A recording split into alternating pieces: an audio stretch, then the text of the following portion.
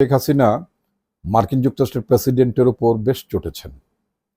তিনি তার কাছে কৈফিয়ত চেয়েছেন মার্কিন যুক্তরাষ্ট্রে এই যে আপনার ইসরায়েল বিরোধী যে বিক্ষোভগুলো হচ্ছে, সেই বিক্ষোভে আপনার শিক্ষিকা গ্রেপ্তার হচ্ছে, তারপরে ছাত্রদের আন্দোলন দমন করা হচ্ছে, এগুলো নানা বিষয় নিয়ে তিনি প্রশ্ন করেছেন এবং প্রশ্ন তুলেছেন যে ওই দেশে কোথায় মানবাধিকার।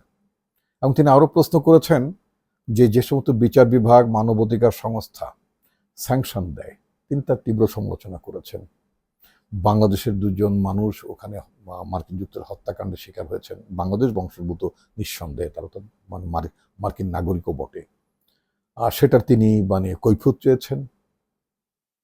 তো সবকিছু মিলিয়ে তার আওয়ামী লীগ সভানেত্রী এবং প্রধানমন্ত্রী শেখ হাসিনার যে মার্কিন যুক্তরাষ্ট্রের যে তীব্র সমালোচনা, যে শ্লেষাত্মক আপনার মন্তব্য, তাতে ধারণা করা হয় যে তিনি মার্কিন যুক্তরাষ্ট্রকে, প্রেসিডেন্ট বাইডেনকে তিনি কাঠগড়ায় অলমোস্ট দাঁড় করিয়েছেন।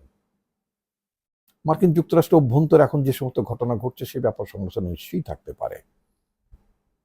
আমরা 80-র দশকের ছাত্র রাজনীতি করেছি, আন্দোলন করেছি, সুতরাং সেখানে ওয়াশিংটনে বা অন্যান্য রাজ্যগুলোতে মার্কিন যুক্তরাষ্ট্রে, সেখানে আপনার ফিলিস্তিনি নারী শিশুদের উপর যে আপনার ইসরায়েলি বাহিনী বর্বর হামলা করছে, সেই বর্বর হামলার প্রতিবাদ করতে যে মার্কিন যুক্তরাষ্ট্রের বিভিন্ন ক্যাম্পাসে শিক্ষা প্রতিষ্ঠানের ছাত্র সমাজ আন্দোলন করছে এবং তাদের আন্দোলনটাকে ন্যায়সঙ্গত বটে। তো সুতরাং আমরা কে না জানি যে মার্কিন যুক্তরাষ্ট্র সরকার যখন যেই থাকুক তারা মোটামুটি ইসরায়েলের পক্ষে অবস্থা নেয়। সুতরাং যখন ইসরায়েল বিরোধী ব্যাপক বিক্ষোভ বিভিন্ন আমেরিকার শিক্ষা প্রতিষ্ঠানগুলোতে ছড়িয়ে পড়ছে বা এখনো পড়ছে, তো এমনি ধরনের পরিস্থিতিতে সেখানে মার্কিন যুক্তরাষ্ট্রের প্রশাসন অর্থাৎ খোদ প্রেসিডেন্ট বাইডেনের নীরবতা অথবা নিশ্চুপ থাকা কিনেও প্রশ্ন উঠেছে। কিন্তু কথা সেখানে না, আমাদের কথা হচ্ছে অন্য জায়গায়। সেটা হলো যে আপনার হঠাৎ করে শেখ হাসিনা মার্কিন যুক্তরাষ্ট্রের যে সমালোচনায় মুখর হয়ে গেলেন, তার সমালোচনা অনেক ক্ষেত্রে, বিশেষ করে আপনার ইসরায়েলের প্রসঙ্গে সমালোচনা নিঃসন্দেহে ন্যায্য। কিন্তু এই যে তিনি সমালোচনা করছেন, তারপরে আপনার বাংলাদেশি দুজনের হত্যাকাণ্ডের উদাহরণ টেনেছেন, যে আমেরিকার বিচার বিভাগ এবং মানবাধিকার সংস্থা যারা স্যাংশন দিচ্ছে তাদের কাছে তিনি কৈফিয়ত চেয়েছেন, সেটা সমালোচনা তিনি করেছেন। তো ফলে যেটা মনে হলো যে সরকারের সাথে মার্কিন যুক্তরাষ্ট্রের যে একটা বোঝাপড়া হয়েছিল বলে, যেটা আওয়ামী লীগের সাধারণ সম্পাদক ওবায়দুল কাদের যেটা দাবি করেছিলেন, যেটা বলেছিলেন যে তলে তলে সব ঠিক হয়ে গিয়েছে, এবং মার্কিন যুক্তরাষ্ট্র নির্বাচনের পরে বা নির্বাচন আগে বাংলাদেশ সরকারকে স্যাংশন দেয়নি, এটার পরিপ্রেক্ষিতে আপনার ওবায়দুল কাদের সাহেব বলেছিলেন যে বিএনপি আশা করেছিল মার্কিন যুক্তরাষ্ট্র স্যাংশন দেবে, কিন্তু মার্কিন যুক্তরাষ্ট্র কোনো স্যাংশন দেয়নি। তার না দেওয়ার কারণে মোটামুটি এক ধরনের সরকারের মধ্যে তৃপ্তিও ছিল। এখন তাহলে এই যে সরকার হঠাৎ করে প্রধানমন্ত্রী সরকারের মার্কিন যুক্তরাষ্ট্র সরকারের সমালোচনায় নামলেন, তাহলে তলে তলে যে সমঝোতাটা হয়ে গিয়েছিল, কেউ কেউ বলছেন তাহলে তলে তলে তাহলে কি আপনার তলা ফুটো হয়ে গেল, অর্থাৎ সমঝোতাটা ব্রেক হয়ে গেল কিনা। সরকার হঠাৎ করে খুব তীব্রভাবে মার্কিন যুক্তরাষ্ট্রের সমালোচনা করছেন। তো এই মার্কিন যুক্তরাষ্ট্রের সমালোচনা করার মধ্য দিয়ে অনেকের ধারণা যে বোধহয় মার্কিন যুক্তরাষ্ট্রের সম্পর্কটি খুব স্বাভাবিক জায়গায় নেই।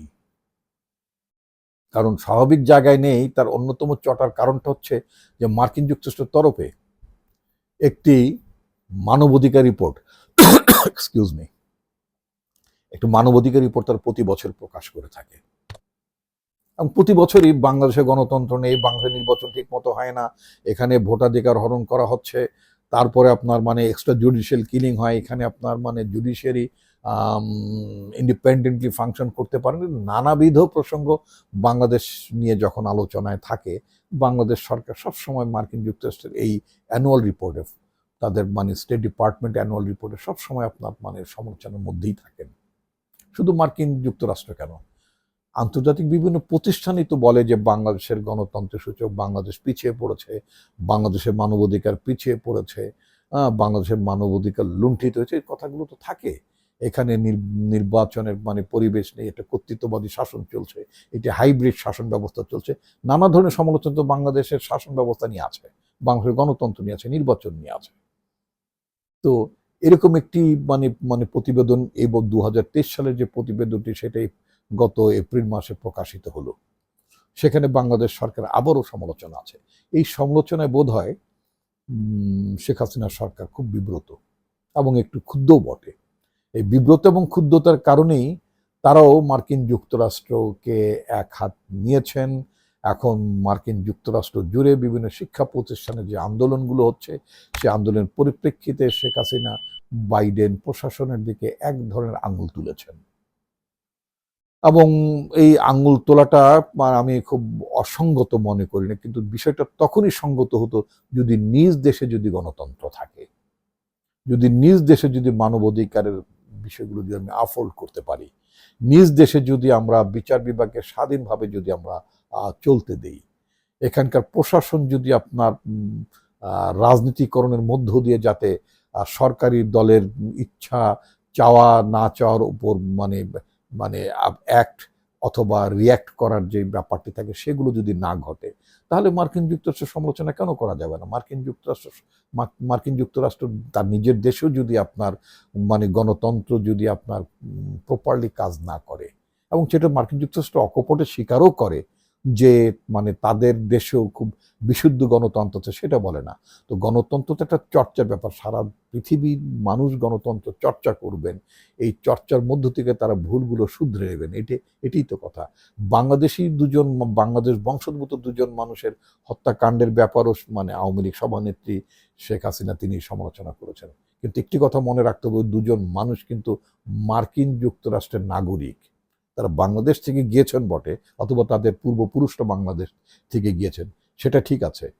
তো মার্কিন যুক্তরাষ্ট্র তো সেই দেশের এই যে হত্যাকাণ্ডটি ঘটেছে মানে বা দুজন বাংলাদেশি আপনার মানে পুলিশের গুলিতে নিহত হয়েছেন, সেটা একটা তদন্ত হবে, এবং সেখানে যদি পুলিশ যদি দোষী হয় পুলিশের বিচার হবে। বাংলাদেশে যে গুম হয়ে যায় তার বিচার হয়, বাংলাদেশে যে মানে নির্বিচারে মানুষ হত্যা করে তার বিচার হয়, তার তো বিচার হয় না। মার্কিন যুক্তরাষ্ট্রের বিচারে পার্থক্যটা হচ্ছে ওই জায়গায়। মার্কিন যুক্তরাষ্ট্রের সমালোচনা আমরা করতে পারি, ওই মানুষ যে বাংলাদেশ বংশোদ্ভূত জন মানুষ মারা গিয়েছেন পুলিশের গুলিতে, অবশ্যই আমরা তার মানে নিন্দা করি, আমরা এটার বিচারও দাবি করতে পারি। কিন্তু একই রকম ঘটনা নিজের দেশে যখন ঘটবে, তখন সেই সমালোচনা তো অন্যরাও করতে পারবে, অন্য দেশও করতে পারবে।